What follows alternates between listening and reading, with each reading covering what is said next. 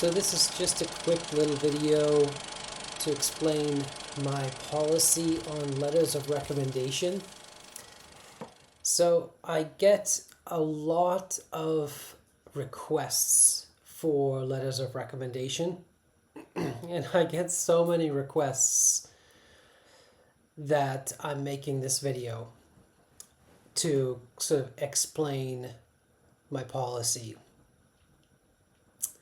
So the reason I get so many requests is because I teach large classes, right? Some of the classes have over 300 students.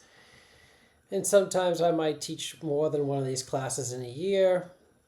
And if we just do a quick back of the envelope calculation, if I were to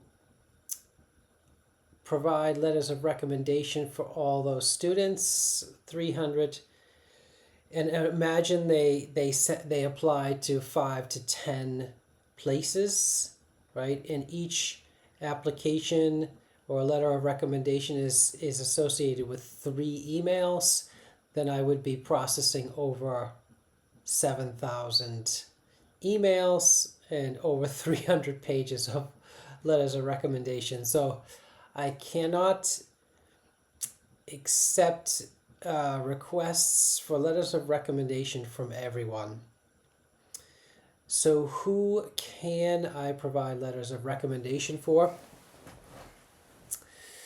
Well, sometimes it's easy. I can provide letters of recommendation for second year students, so students that I'm supervising on their group project in their second year.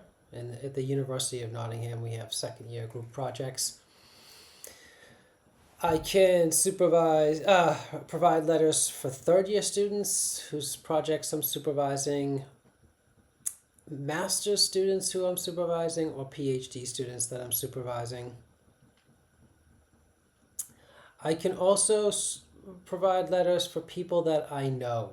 And how is that? How does that work? Well, some students I get to know because they're active at lectures. So they go to lectures. A lot of students don't go to lectures. They ask questions. Most students don't ask questions.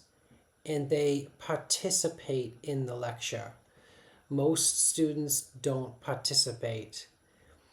But in lectures, generally speaking, there are a handful of students that actually participate. They actually come, they ask questions, they'll make comments, or they'll participate somehow. Maybe they'll ask questions or talk to me after class or something like that.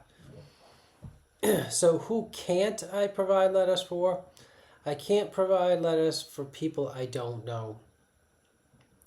So students that I don't recognize, that don't go to lectures, that don't communicate at all in person, or that just send email or try to communicate only through email, like that I don't know, that I don't know what they look like, I don't know what their voice sounds like, that I just don't know.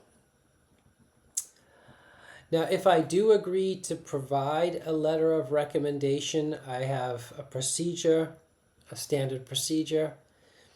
So I will ask the person, the student, to write their own letter of recommendation.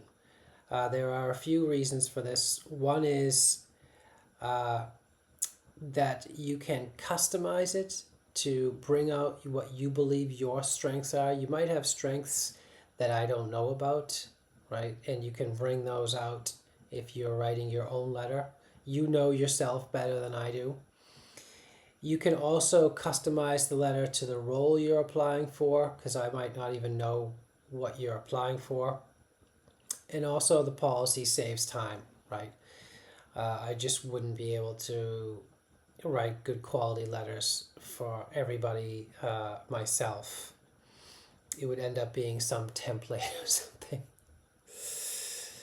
So that's why. So first thing is I will ask you to draft the letter, then I'll ask you to send it to me, then I will edit it, I will read it over, I will edit it, and then I will send it off to wherever it needs to go. So that's the standard procedure.